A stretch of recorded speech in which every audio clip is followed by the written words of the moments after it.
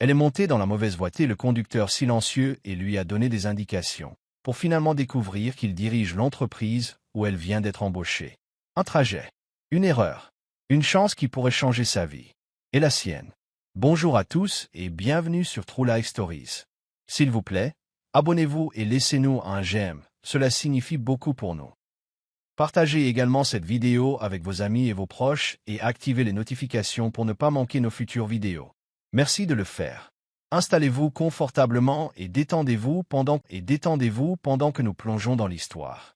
La pluie s'abattait sur le pavé fissuré d'Atlanta comme si le ciel en voulait à la ville. L'eau s'accumulait au coin des trottoirs, se déversant devant des bouches d'égout qui ne pouvaient plus suivre. Quelque part au milieu de tout ça, Ayanna Brooks se tenait au bord du trottoir, se battant avec un parapluie qui avait depuis longtemps abandonné sa fonction. Elle jura à voix basse alors que le vent retournait pour la 3e fois, cette triste excuse d'abri. L'écran de son téléphone clignota une fois, puis s'assombrit et s'éteignit complètement dans sa main. Bien sûr, marmonna-t-elle, le rangeant dans son sac à main avec un soupir sec. Pas le matin pour ça. Ayanna avait l'air élégante, malgré le chaos. Ses boucles étaient soigneusement épinglées. Enfin, elle l'était avant que la pluie ne s'en mêle. Son blazer vert olive épousait sa silhouette élancée et les talons en cuir verni qu'elle gardait pour les grandes occasions claquaient avec une énergie nerveuse. C'était sa chance, son premier jour chez Harrington et Blackstone, le cabinet d'avocats afro-américains le plus prestigieux du Sud-Est. Et elle était déjà en retard. Elle jeta un coup d'œil dans la rue et vit une berline de luxe noire et élégante s'arrêter au feu. C'était la même marque et le même modèle que dans sa confirmation Uber, une Lincoln Continental, brillante comme une manucure fraîche. Sans réfléchir, elle s'élança, ses talons glissant légèrement sur le trottoir mouillé, ouvrit la portière et se glissa à l'intérieur. Ouf, souffla-t-elle en essuyant les gouttes de pluie de son blazer. Allez, allez, allez, tout droit sur Peachtree et tournez à droite après ce café au nom français un peu snob. Je suis super en retard. L'homme au volant ne dit rien, ne tourna même pas la tête, assis là dans un costume anthracite impeccable, les mains reposant légèrement sur le volant. L'air à l'intérieur sentait le cuir neuf et quelque chose de cher qu'elle ne pouvait nommer. « Ça va ?» demanda Ayanna, l'observant dans le rétroviseur. « Allez, la circulation va être un cauchemar une fois qu'il sera 8h30. » Toujours le silence. Elle se pencha en avant, sa voix s'accélérant avec son anxiété. « Ok, écoutez. Je sais que c'est bizarre. Mon téléphone est mort juste après que j'ai commandé la course. Mais je jure que vous êtes arrivé au bon moment. Même modèle, même couleur. Et la pluie. On se croirait dans un cyclone de film. S'il vous plaît, conduisez. Aujourd'hui, c'est la présentation du PDG à mon nouveau travail. Et si je n'arrive pas à l'heure, ils penseront que je suis une de ces noirs toujours en retard. Et ce n'est pas mon cas. Je suis ponctuel. Ayanna la ponctuelle, c'est moi. Rien. Le chauffeur regardait droit devant lui, imperturbable. Elle laissa échapper un rire pour combler le silence. Vous êtes vraiment silencieux, ambiance chauffeur Uber mystérieux. J'aime bien. Vous devez avoir des tas d'histoires à raconter. Vous avez déjà pensé à écrire un livre? Les confessions d'un homme Uber silencieux. Je le lirai. Un frémissement de mouvement. Sa lèvre tressaillit. À peine. Encouragée, elle continua. Et cette voiture? Oh mon Dieu! Vous avez de l'argent, hein? Dit-elle en caressant l'intérieur moelleux avec une fausse révérence. Uber Black avec du style. J'ai l'impression que je vais sortir pour une séance photo. Même Beyoncé ne se mouillerait pas dans une voiture comme ça. Finalement, le feu passa au vert. Le pied de l'homme appuya doucement sur l'accélérateur. Ayanna s'affala sur le siège, soulagée. Merci. Vous êtes en train de me sauver la vie. Elle aperçut son reflet dans la vitre, mascara qui a coulé, une boucle d'oreille manquante, et oh oui, des chaussettes dépareillées. L'une avait des petits visages de Père Noël noir. L'autre était couverte de tacos. Elle gémit de façon théâtrale. Vous avez déjà eu un de ces matins où l'univers vous plonge dans le drame? Mon réveil n'a pas sonné. Mon porridge a explosé. Je me suis brûlé la langue avec du café de station-service. Et maintenant, je suis littéralement dans l'Uber d'un inconnu avec un tailleur que j'ai eu en solde. Elle marqua une pause, puis gloussa. Je veux dire, si c'était une comédie romantique, ce serait le moment où le chauffeur s'avère être un type riche avec des problèmes de confiance. Non. L'homme au volant la regarda dans le rétroviseur. Elle ne le vit pas. Elle était trop occupée à essuyer le mascara de sa joue avec un ticket de caisse d'un restaurant de Hot Wings. Le hall de Harrington et Blackstone n'était que vert et poli. Un grand lustre pendait au-dessus comme une couronne, projetant une lumière dorée sur les sols en marbre. Le cabinet ne se contentait pas de murmurer la richesse et le pouvoir. Il le chantait en parfaite harmonie. Une odeur de bergamote et d'argent flottait dans l'air. Ayanna entra, les cheveux encore humides, le blazer collé au dos, et un talon qui cliquait plus fort que l'autre à cause d'un emboulage. Elle s'arrêta près de la réception pour reprendre son souffle, le trajet encore frais dans son esprit. Elle n'avait toujours pas eu l'occasion de donner un pourboire à ce chauffeur Uber, ni même de confirmer son nom, ou de le remercier correctement. Mais ce n'était pas le moment.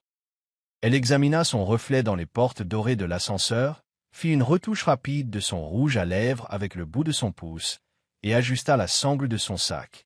Le problème des chaussettes? Irreversible. Alors elle leva le menton et entra alors que les portes s'ouvraient, apercevant ses yeux déterminés avant que le métal ne se referme. 9e étage. Suite exécutive. Elle sortit dans un couloir silencieux, bordé de peintures à l'huile et de phrases inspirantes gravées sur des plaques d'obsidienne élégantes. Des mots comme héritage, excellence, résilience.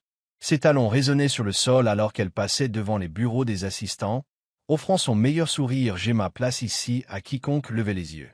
Ayanna Brox appela une voix douce sur sa gauche. Une grande femme en tailleur-pantalon bleu cobalt s'approcha, une tablette à la main et le regard vif. Son badge indiquait Madame Denise Larquin, coordinatrice du bureau exécutif. « Oui, c'est moi », dit Ayanna, lissant à nouveau son blazer. « Soleil, yeah. »« Vous êtes pile à l'heure », la coupa Denise, sa voix chaleureuse mais professionnelle. « Monsieur Blackstone est déjà dans la salle de conférence. L'équipe est en train de s'installer. Venez avec moi. » Elle marchait rapidement dans le couloir, le trac d'Ayanna reprenant de plus belle. Monsieur Blackstone, le nouveau PDG, celui qui remplaçait le légendaire Charles Harrington lui-même. Elle avait fait ses recherches sur Google. C'était un diplômé en droit de Harvard, ancien procureur fédéral, 35 ans, et probablement allergique au sourire. Et selon les rumeurs, beau comme un dieu.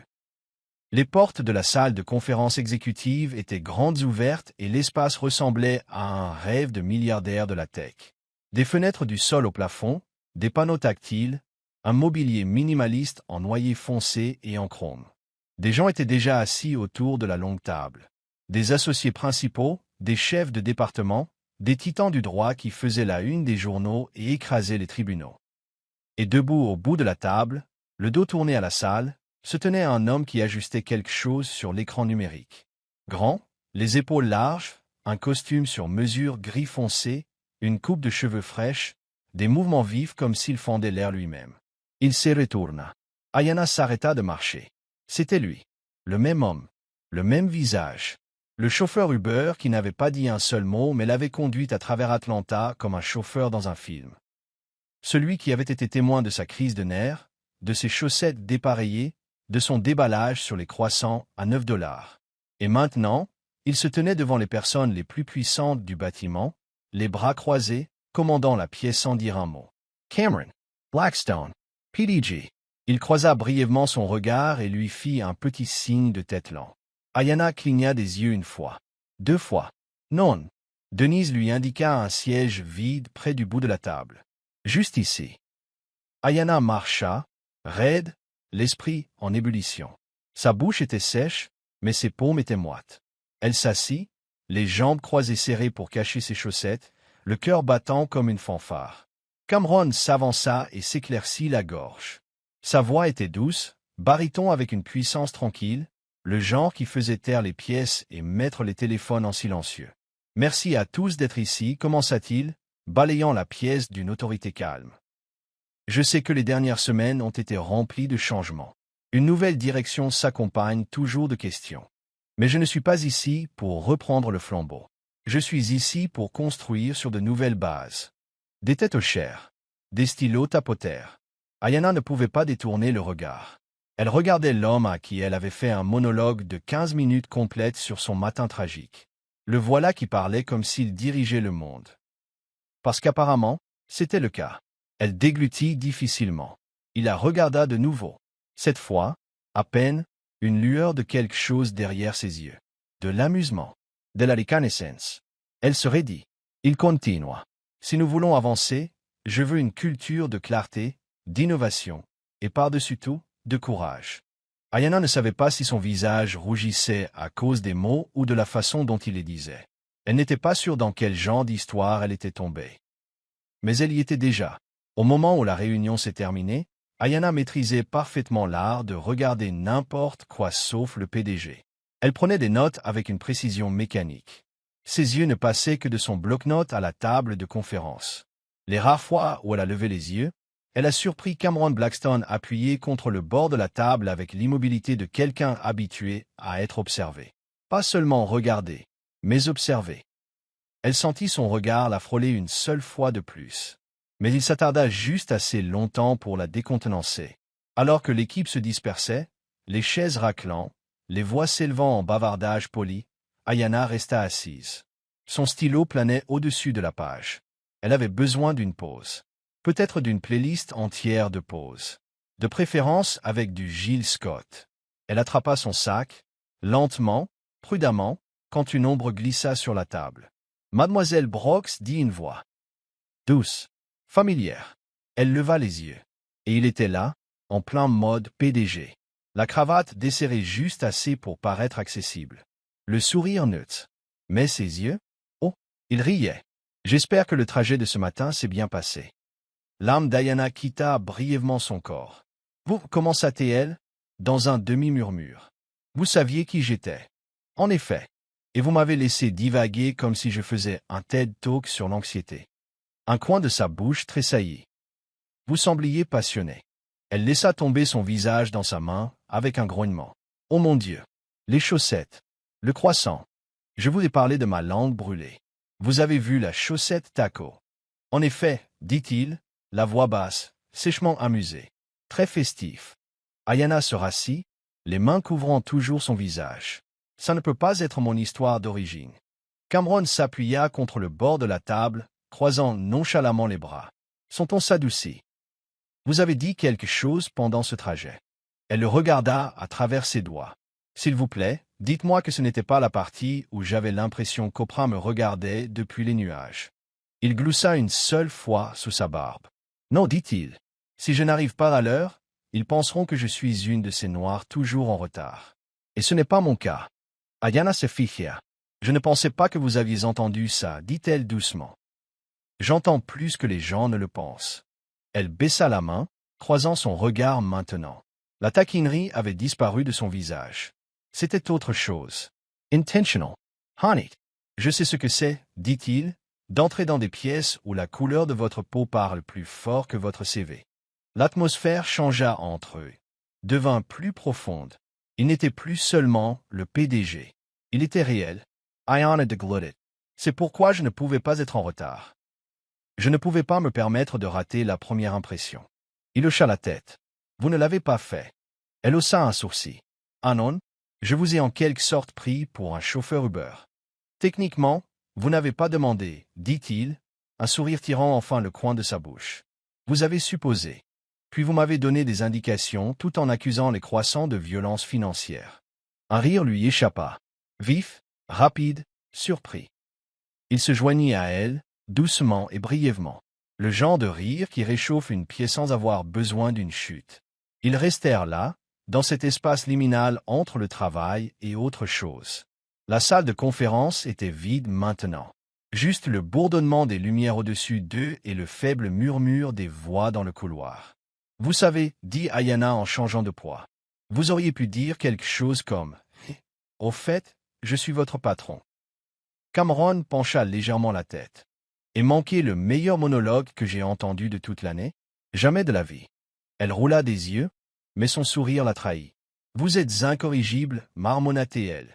Il recula, lui laissant de l'espace. Mais ce regard, celui qui voyait tout, est resté. Bienvenue chez Harrington et Blackstone, mademoiselle Brox, dit-il. Voyons voir ce que vous ferez avec le micro quand la scène sera réelle. Puis il s'éloigna, lentement et posément, comme s'il n'avait rien à prouver. Ayana expira et baissa les yeux sur sa chaussette taco. Ma fille, se chuchota-t-elle. Dans quoi viens-tu de te fourrer? À la fin de sa deuxième semaine chez Harrington et Blackstone, Ayanna avait réussi à éviter toute autre rencontre accidentelle avec Cameron Blackstone, PDG, l'heure du beurre, témoin secret de son matin le plus chaotique jamais vécu, évité de justesse à l'exception d'un bref trajet en ascenseur où ils se sont tenus en silence pendant que son cœur exécutait une routine de fanfare contre ses côtes. Et un matin dans la salle de pause, quand elle a attrapé une tasse et que sa main a frôlé la sienne. Il n'a rien dit, l'a juste regardé une demi-seconde de trop, puis est parti. Mais quand même, contact minimal, distance professionnelle. Elle pouvait s'en accommoder. Ma belle, dit Monica, sa parajuriste devenue sa meilleure amie de bureau, faisant tourner sa fourchette à salade comme un bâton de majorette. Balance tout. Tu es arrivé le premier jour en parlant d'un trajet mystérieux qui t'a sauvé la vie. Dis-moi pourquoi tu as disparu pendant 3 jours après ça. Yona planta sa fourchette dans un cube de patates douces. La salle de pause bourdonnait de conversations à voix basse et de bips de micro-ondes. Mais la voix de Monica tranchait comme l'assaisonnement sur un plat fade. Je n'ai pas disparu, marmonna Yona. Je travaillais. Tutti que chise, corrigia Monica. Et je pense savoir pourquoi. Yona cligna des yeux. Ah oui. Même, Monica plissa les yeux, se penchant sur la table. Tu es monté avec lui, n'est-ce pas? Son estomac fit un salto arrière. Lui qui? Monica arqua un sourcil. Monsieur, le beau gosse concentré lui-même. Le PDG. Cameron, laissez-moi ruiner votre professionnalisme, Blackstone. Yona toussa dans sa limonade. Je le savais, dit Monica en se rasseyant comme si elle avait gagné à un jeu télévisé. Ma belle, il te regardait comme si vous partagiez un mot de passe Netflix. Je ne savais même pas qui il était à ce moment-là, siffla Yona en jetant un coup d'œil autour d'elle. Mon téléphone est mort. J'ai vu une voiture noire. Elle ressemblait à celle que j'avais commandée. Je suis monté. Et laisse-moi deviner. Monica Surratt. Tu n'as pas remarqué que la voiture était plus propre qu'une piscine baptismale et sentait la richesse générationnelle. J'ai remarqué, gémit Yona. Je n'ai juste pas réalisé. J'étais en mode panique. Monica frappa une fois dans ses mains, bruyamment. C'est une comédie romantique. Tu te rends compte que tu es l'héroïne excentrique? Tu lui as donné des indications, n'est-ce pas? Yona passa ses mains sur son visage. Oui, je lui ai fait un monologue sur les croissants et le capitalisme. Et je lui ai montré mes chaussettes. Oh, Seigneur, murmura Monica, les yeux écarquillés. C'était la chaussette taco et celle du Père Noël noir. Monica cria. Eh bien, c'est réglé. Tu dois l'épouser maintenant. C'est la loi. Avant qu'Yona ne puisse répondre, une voix familière retentit dans la salle de pause. Excusez-moi, mesdames. Je peux vous interrompre? Les deux femmes se tournèrent. Cameron Blackstone se tenait à l'entrée, tenant une petite boîte et portant un costume bleu marine qui coûtait probablement plus cher que le loyer mensuel d'Yona. Sa cravate était juste assez desserrée pour montrer son confort. Mais sa posture était toute en puissance. Les yeux de Monica s'écarquillèrent, comme dans un dessin animé. Pas du tout, M. Blackstone, dit-elle en se levant et en lissant son chemisier d'un seul mouvement fluide. Je partais justament. Pas la peine, dit-il. Voix fraîche, mais polie. Ça ne prendra qu'une seconde. Monica fit un demi-tour militaire complet et partit si vite que sa salade tourna sur elle-même. Yona se leva lentement. Monsieur, dit-elle, essayant de stabiliser sa voix. Cameron, ça ira, dit-il. Puis, presque comme une pensée après coup. Sauf si vous préférez aime le chauffeur Uber. Elle le fixa. Vous n'allez pas laisser tomber ça, hein? Peut-être, dit-il en s'avançant et en posant la boîte sur la table. Si vous ouvrez ça. Elle la regarda. Noir mat, ruban propre. Suspect. Ce n'est pas un truc juridique, n'est-ce pas? Ouvrez-la. Elle le fit. À l'intérieur se trouvait un unique croissant parfait, emballé dans du papier doré, et une note qui disait 9 $. Ça valait le coup cette fois. Yona cligna des yeux, rit, essaya de ne pas le faire. Il sourit juste un peu. Et ce sourire frappa comme du jazz à minuit. Cool. Inattendu. Théo. Vous êtes venu jusqu'ici, dit-elle. Juste pour me donner une pâtisserie. Non, dit-il. Je suis venu demander si vous êtes libre ce samedi. Son cœur battait la chamade. Pourquoi? Il y a un gala de charité. Un collectif d'artistes afro-américains. J'ai besoin d'une accompagnatrice. Elle haussa un sourcil. Ce ne serait pas un rendez-vous, n'est-ce pas? Ça ne regarde any flancha pas. Diriez-vous oui, si c'en était un? Elle marqua une pause. Laissa ce silence s'étirer comme une note chaude dans une longue chanson. Peut-être, dit-elle, une main sur la hanche. Mais seulement s'il y a d'autres pâtisseries. Il se pencha juste assez pour faire battre son pouls plus vite. Il y en aura. L'odeur le frappa en premier. Poisson Chat Friday. Thé et fumée de charbon de Blair de fin d'après-midi. Cameron Blackstone ralentit sa voiture jusqu'à presque s'arrêter en tournant dans la rue étroite d'East Point. Ses yeux balayaient le trottoir à la recherche de numéros de maisons et de chaises pliantes. Les gens étaient installés comme si c'était un jour férié. Un haut-parleur sur le porche diffusait du Frankie Beverly en masse. Et une petite fille avec des perles dans ses tresses faisait tourner une corde à sauter comme si elle détenait les secrets de l'univers. Il vérifia à nouveau l'adresse qu'Ayana avait textée, se gara, coupa le moteur, tira sur son col, marqua une pause.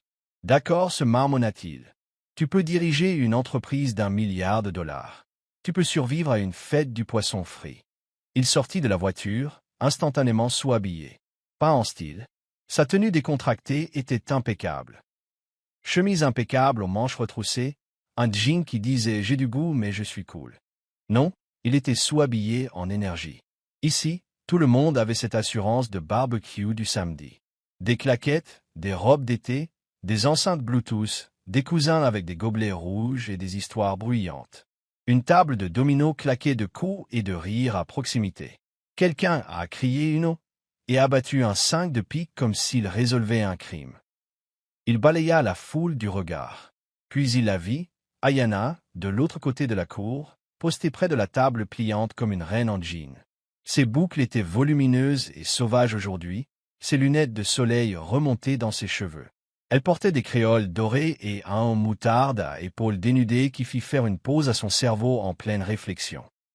Elle riait, la tête renversée en arrière, une main sur la hanche, tenant une assiette en carton avec un morceau de poisson, 2 huches pupilles et une absence suspecte de salade de choux.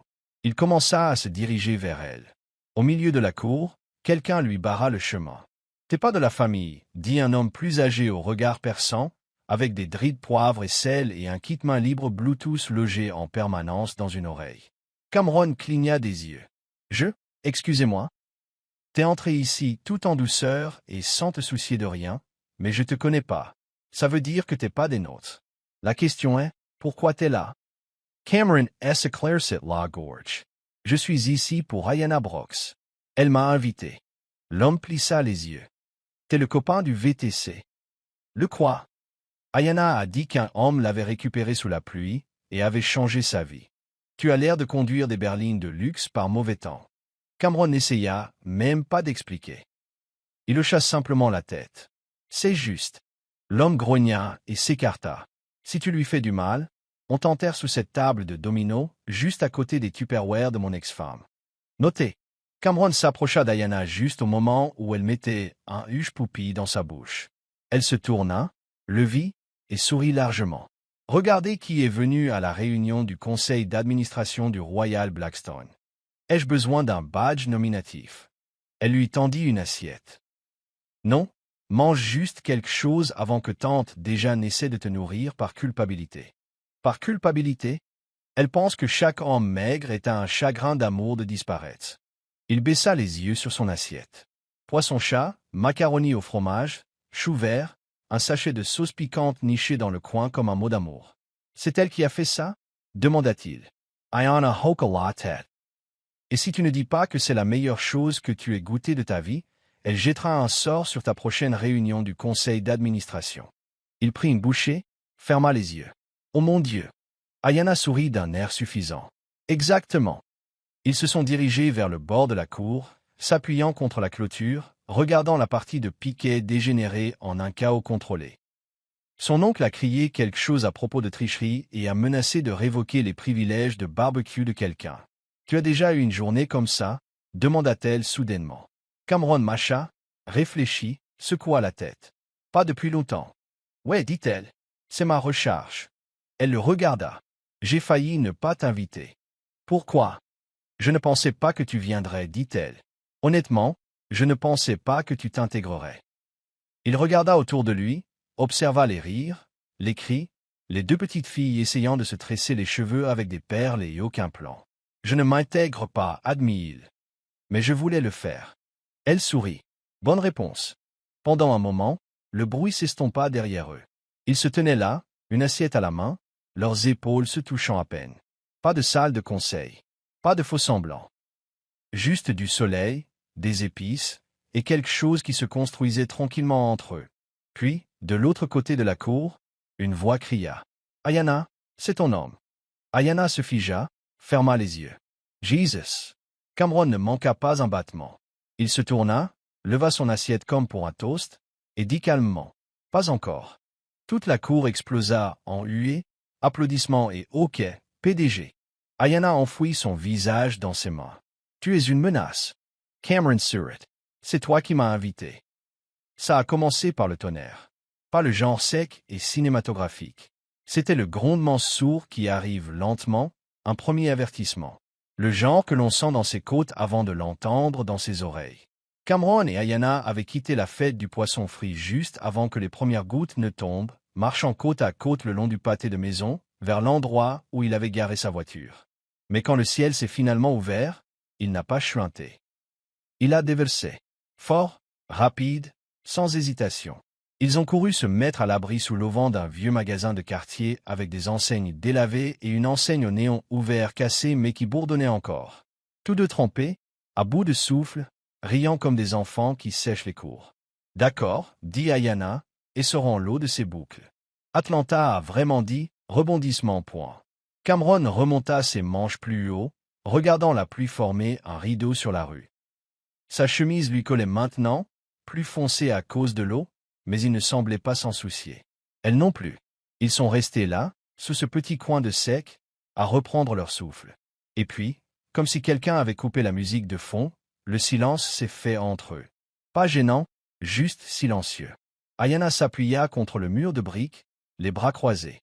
Sa chemise collait à sa peau, et ses créoles dorées brillaient sous la lumière vacillante du magasin.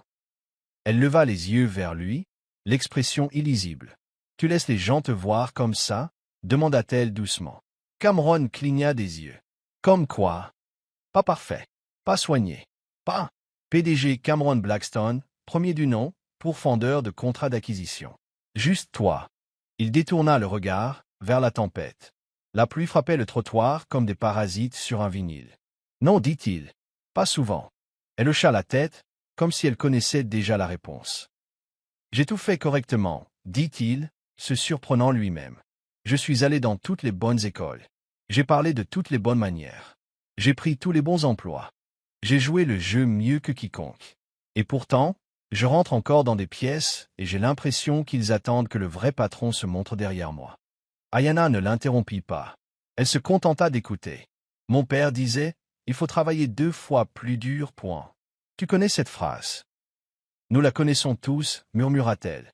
Mais il ne m'a jamais dit quoi faire une fois que tu l'as obtenu.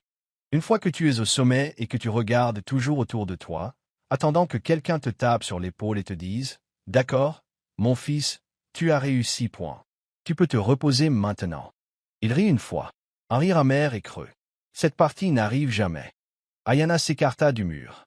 Se tint devant lui. « Non, en effet, dit-elle. Mais tu peux créer ta propre version. Tu n'attends pas la permission d'expirer. Tu le fais, c'est tout. » Il la regarda alors, la regarda vraiment. La pluie tombait plus fort derrière eux, noyant la ville. Elle plongea la main dans son sac et en sortit un petit parapluie à moitié cassé, le même que lors de leur première rencontre. Toujours aussi triste, toujours aussi inutile. Il sourit d'un air suffisant. Encore ce truc. C'est sentimental maintenant, dit-elle en le tenant au-dessus de leurs 2 têtes, les couvrant à peine. Ils durent se tenir près, trop près, assez près pour que son parfum le frappe. Quelque chose de doux, peut-être du jasmin, et pour qu'il sente la chaleur de sa peau à travers l'air refroidi par la pluie. « Tu étais une tempête ce jour-là, » dit-il, la voix basse. Elle pencha la tête. « Et maintenant, tu le es toujours. » Ils sont restés là, le parapluie inutile, la pluie tombant toujours. La ville s'estampait derrière les nuages. Le temps se relentit. La main de Cameron a frôlé la sienne. Elle n'a pas bougé. Il s'est penché. Ayana la rejoint à mi-chemin. Ce n'était pas un baiser spectaculaire. Pas de feu d'artifice. Pas de lampe panoramique de caméra. Juste d'eau. Sûr, comme un secret qu'il s'était gardé et qui avait finalement décidé de se révéler. Quand ils se sont séparés, le souffle court, elle n'a rien dit. Elle a juste appuyé son front contre le sien pendant une seconde. Ne rends pas ça compliqué, murmura-t-elle. Alors ne me fais pas tomber amoureux, dit-il. Ses doigts se crispèrent sur le devant de sa chemise. Trop tard. Le lundi matin est arrivé comme une gifle. Le genre que l'on ne voit pas venir jusqu'à ce que vos oreilles tintent et que votre équilibre semble précaire. Ayana sortit de l'ascenseur chez Harrington et Blackstone, sa coiffure fraîchement faite rebondissant, ses talons claquant sur le carrelage, vêtue d'un tailleur couleur cannelle qui épousait ses courbes comme un murmure. Elle avait décidé. Pas de honte, pas de cachette. Elle marchait avec détermination. Mais à l'air, différent, silencieux, tendu. Elle le sentit avant de le voir. Trois têtes se tournèrent alors qu'elle passait devant le bureau des parajuristes, la conversation s'interrompant net comme si elle avait heurté un mur. Un stagiaire lui fit un étrange demi-sourire et se réfugia dans son bureau sans un mot. Mais Monica, toujours la première avec un bonjour et un avis bien tranché, hocha à peine la tête quand Ayana passa. Son téléphone vibra. Numéro anonyme. Retrouve-moi en 9C. Maintenant. Si elle n'eut pas besoin de demander. La salle 9C était techniquement un espace de collaboration. Mais tout le monde au bureau la connaissait comme la salle pré-RH, où les problèmes se réglaient avant que les RH n'aient besoin d'intervenir. Cameron était déjà là. Seul. Les stores des fenêtres baissées, la veste enlevée, les manches retroussées, la mâchoire serrée. Il leva les yeux quand elle entra. Et pendant une seconde, la ligne entre eux s'estompa, comme si les 48 dernières heures n'avaient pas fracturé quelque chose de sacré. Puis il se leva, tendant son téléphone. Elle s'approcha. C'était là. Une photo. Pixelisée mais assez claire. Prise depuis une fenêtre ou de l'autre côté de la rue. Oh! Sous la pluie. Son parapluie. Leur baiser. Elle avait déjà fait le tour. Twitter, les fils de discussion LinkedIn, et un blog de potins particulièrement louches qui adoraient critiquer les cadres noirs pour avoir fraternisé en dessous de leur tranche d'imposition. Le titre était simple. Est-ce le nouveau couple puissant de Harrington et Blackstone, ou juste un scandale qui attend d'exploser? Ayana de glutted difficilement. Cameron fixa l'écran comme si c'était une arme. Ça n'aurait pas dû arriver, dit-il, la voix basse. Tu veux dire non? Demanda-t-elle, la poitrine se serrant. Je veux dire, ça n'aurait pas dû devenir public. Elle hocha lentement la tête. Alors, que se passe-t-il maintenant? Il y eut une pause. Une longue pause. Il la regarda enfin.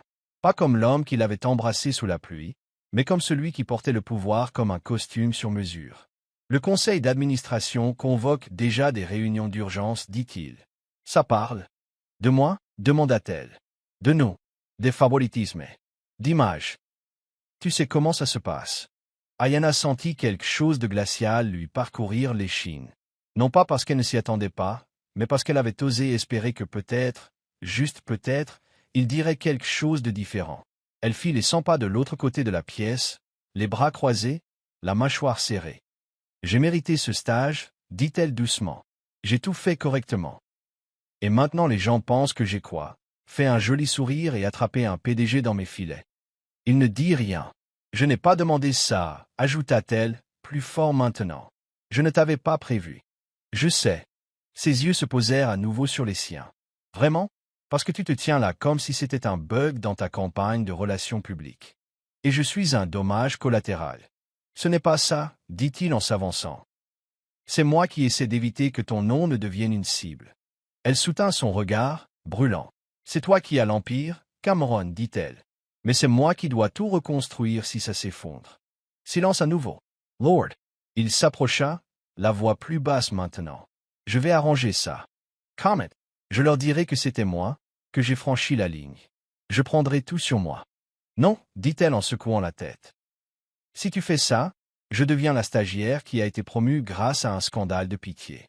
Tu préférerais que je reste silencieux. Je préférerais que tu te tiennes à mes côtés comme nous l'avons fait sous ce parapluie. Comme si nous n'avions pas peur de nous mouiller. Elle se pencha en arrière, détendue. N'importe où, dit-elle, tant que nous le construisons nous-mêmes. Et juste comme ça, la voiture s'éloigna, deux âmes ne courant plus vers le même endroit, mais y allant ensemble, non par accident, non par destin, par choix.